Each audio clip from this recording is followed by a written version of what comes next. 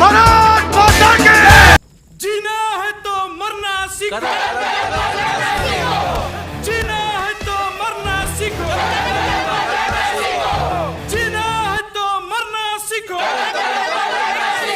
Our society has become rotten, and this rottenness has spread into every facet of our lives, including into our universities. Today, we have no other post left to us open now. We have raised our voices in protest. Our protest has remained unheard. We have marched in procession. Our processions have been broken up by the police. We have erupted in spontaneous violence, and our violence has been met with a greater violence. Today, what is left to us but to organize ourselves and meet violence with violence? Hey, क्या कर रहे बे? ये ना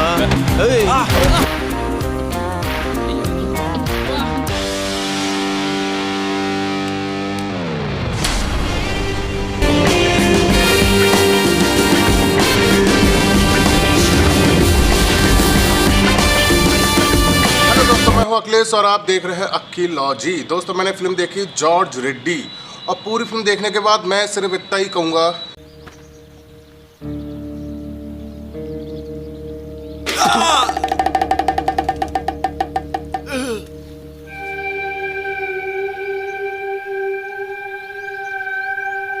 साला student है बोल के अभी छोड़ दे रहा हूं। दूसरे बार कोशिश भी किया ना, काट के फेंक दूंगा।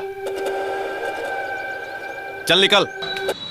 दोस्तों, विचारधारा किसी की अलग हो सकती है, किसी की अलग हो सकती है। तो अगर विचारधारा की बेस पर अगर हम इस फिल्म को जज करें तो मेरे ख्याल से मतलब मैं उस लायक नहीं हूँ कि विचारधारा के ऊपर फिल्म को जज कर सकूँ। मैं बात करूँगा यहाँ पे सिर्फ इंटरटेनमेंट के पर्पज से फिल्म कैसी है। तो फिल्म स्टार्टिंग से दी एंड तक सुपर हिट।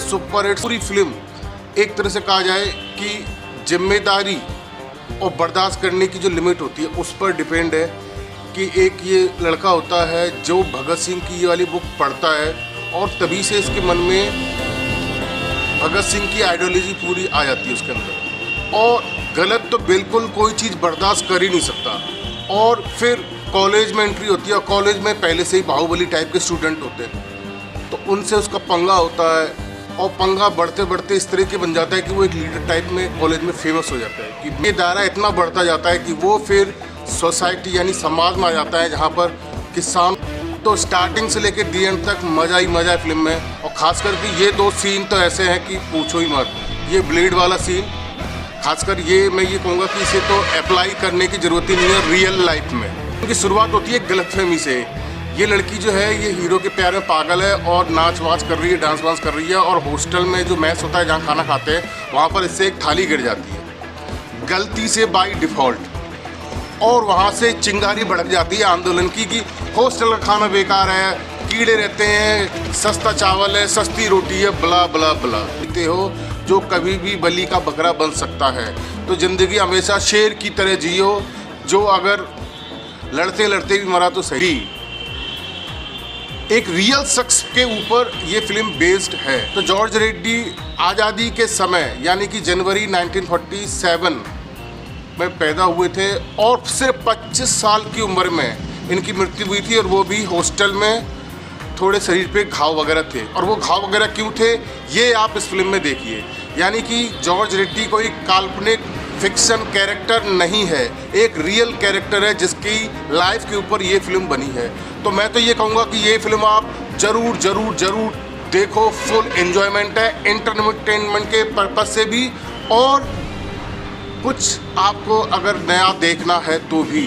दोस्तों, ये फिल्म जॉर्ज रेड्डी एक इंसान है, उनकी जीवन पर आधारित है जिन्होंने अपनी पूरी ज़िंदगी कॉलेज स्टूडेंट की लाइफ में जो पॉलिटिक्स चलती है कॉलेज के अंदर, यूनिवर्सिटी के अंदर, जो जस्टिस नहीं मिलता, अनइक्वलिटी होती है, जज करते हैं कि ये गरीब स्टूडेंट है, जो अमीर स्टूडेंट है, जो बाहुबली स्टूडेंट है, जो डरपोक स्टूडेंट है, जो भेदभाव चलता रहता है स्टूडेंट में आपस में, उसके खिलाफ लड़ाई करी।